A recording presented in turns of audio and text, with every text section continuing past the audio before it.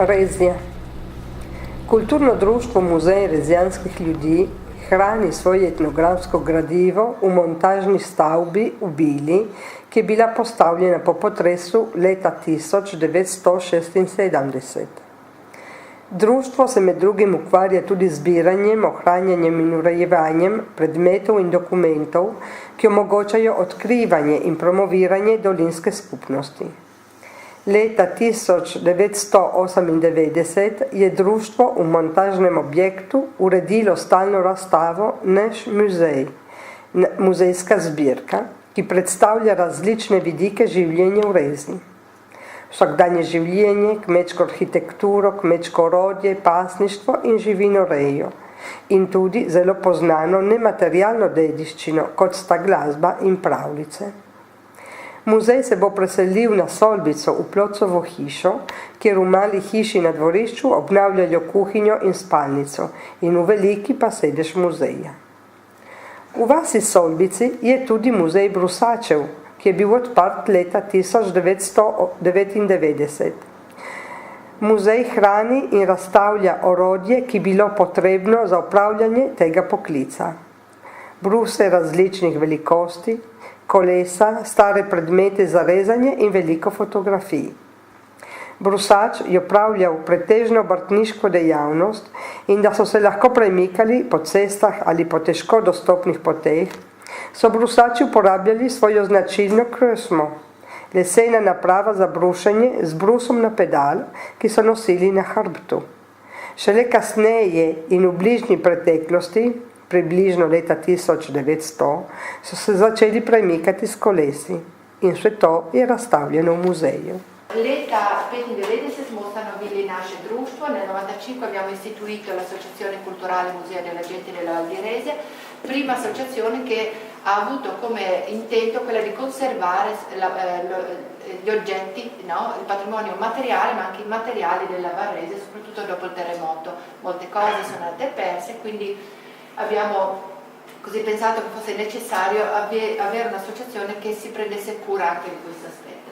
Potem leta 1998 smo odprli prvo muzejsko zbirko v Rezi in zato moramo zahvaliti veliko mladi v taboru, v raziskovalnem taboru in predvsem tudi ravnatelja knjižnice v Trstu Milana Paholja.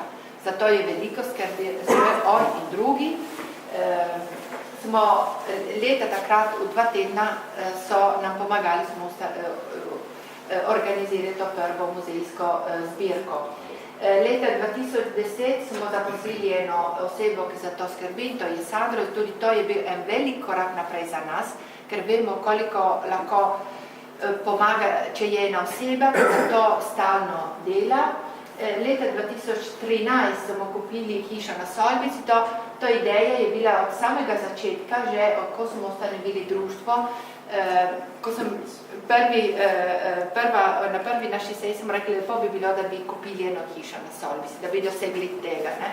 Nel 2013 abbiamo acquistato la casa Stolbiza ed è stata una delle prime idee, uno dei primi progetti che avevamo fin dal 1995. In tutti questi anni non siamo riusciti a trovare una casa adatta, nel 2013 sì, e quindi abbiamo fatto questo sforzo e abbiamo acquistato questa casa storica Stolbica.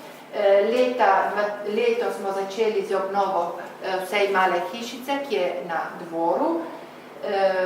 In danes imamo tudi to lepo točko, da odpremo info točko projekta Zbor zbirka, tako kot sem rekla, upam, da bo ta reč šla naprej.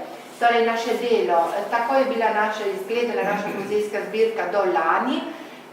Lani potem zato, ker smo imeli veliko predmetov restaurirani in nismo imeli drugih prostorov, smo tako naredili, kot vidite danes. Tako da je izgledala ta muzejska zbirka, ki je bila skoraj več kot 15 let tu na ogled.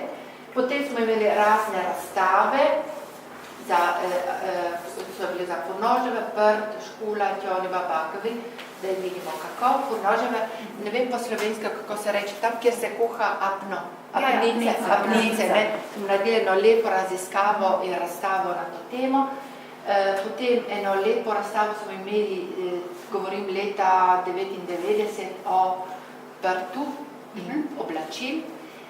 Potem smo imeli tudi druge razstave, to je bila leto 2010 o šolstvu in tudi to je lep, zanimiv aspekt, ki ni bil že do zdaj raziskovan.